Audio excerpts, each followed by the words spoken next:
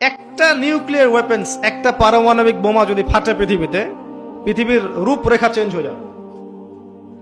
আর এই বোমা নিশ্চয়ই জিন জাতি তৈরি করে নাই, কে তৈরি করছে? মানুষ। এর এর মধ্য দিয়ে কি মানবতার কল্যাণ হবে যদি একটাও ফাটে? কখনো 47-এর দিকে ফেটেছিল না দুইটা? কোথায় কোথায়? জাপানে, হিরোশিমায়, আর কোথায়?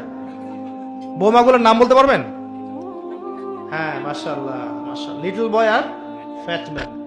এখন পর্যন্ত জাপানের নাগরিক যারা আছেন, এর যে বিষক্রিয়া, এর দ্বারা ইফেক্টেড, তারা এখন বংশ পরম্পরায় এটা চলছে।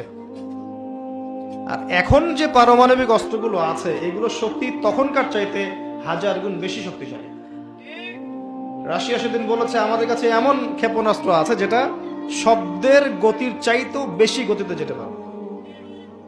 শব্দের হার্স কত আপনারা জানেন? সায়েন্সের ছাত্র আছেন এখানে? দেখবেন।